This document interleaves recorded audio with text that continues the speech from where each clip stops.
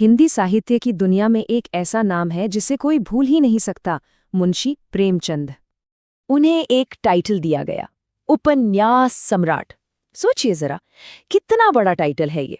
किसी राइटर के लिए उपन्यासों का सम्राट कहलाना मतलब क्या ही सम्मान होगा।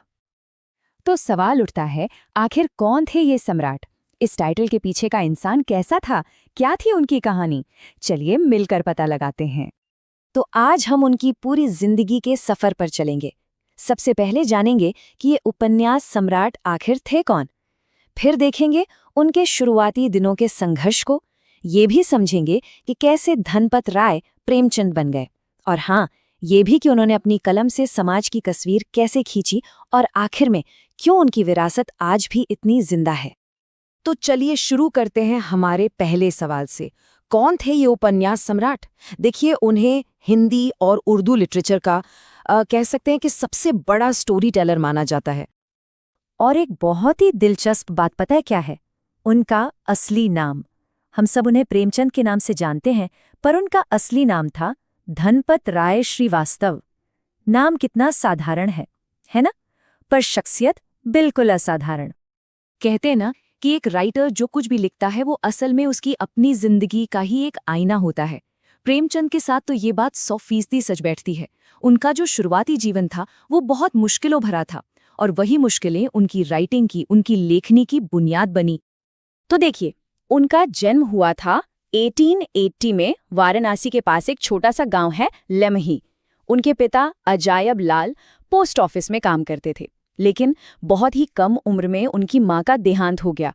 और बचपन में माँ को खो देना, इस बात ने उनके मन पर और उनकी लेखनी पर बहुत बहुत गहरा असर छोड़ा। तो जिंदगी में उन्होंने जो भी संघर्ष देखे हैं ना, वो सब उनकी कहानियों में उतर आए। जो गरीबी उन्होंने झेली, जो तकलीफें देखी, वही सब उनकी कलम की ताकत बन गई। और शायद इसीलिए उनकी राइटिंग इतनी रियल, इतनी जमीन से जुड़ी हुई लगती है।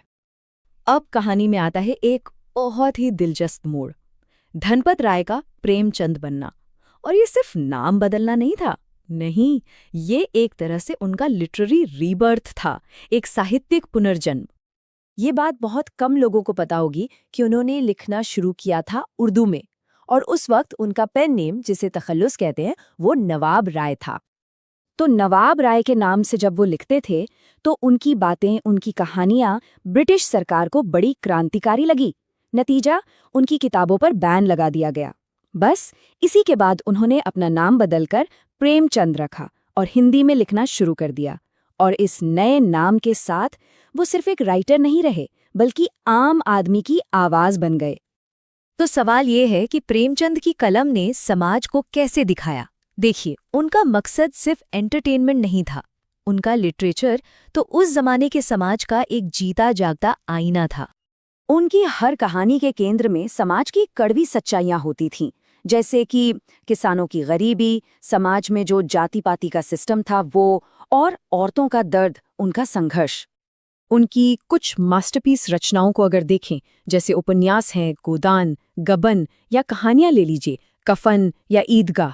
गोदान को ही देख लें, एक कर्ज में डूबे किसान की कहानी को उन्होंने जिस तरह से लिखा है, वैसा चित्रण कहीं और मिलना लगभग नामुमकिन है। उनकी हर रचना, हर कहानी आम इंसान की जिंदगी में झांकने की एक खिड़की जैसी है। तो आखिर क्या खास था उनकी राइटिंग में?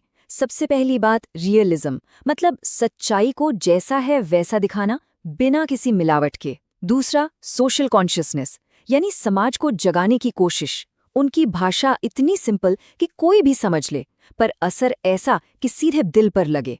और सबसे बड़ी बात, उन्होंने आम आदमी को अपनी कहानियों का हीरो बनाया। तो चलिए अब इस पूरी बातचीत के आखिरी पड़ाव पर चलते हैं। बात करते हैं प्रेमचंद की उस लेगेसी की, उस विरासत की जो आज भी उन्हें अमर बनाए हुए है। साल था 1936 जब उनका निधन हो गया। ये एक युग का अंत तो था, पर यहीं से उनकी उस विरासत की शुरुआत हुई जो आज तक जिंदा है और हमेशा रहेगी। तो अगर कोई पूछे कि प्रेमचंद की सबसे बड़ी देन क्या है, तो जवाब सीधा है, उन्होंने हिंदी लिटरेचर को राजमहलों से बाहर निकाला और उसे गांव की धूल भरी सड़कों तक, आम आदमी के घर तक पहुंचा दिया। उन्होंने लिटरेचर को लोगों से जोड़ दिया। और आखिर में एक सवाल छोड़ जाते हैं जिन मुश्किलों के बारे में प्रेमचंद ने लगभग 100 साल पहले लिखा था, गरीबी, जाति का भेदभाव, समाज में गैर बराबरी, क्या आज वो सब सच में खत्म हो गया है? शायद नहीं। और शायद यही वजह है कि प्रेमचंद की कहानियां आज भी उतनी ही रेलेवेंट हैं, उतनी ही जरूरी।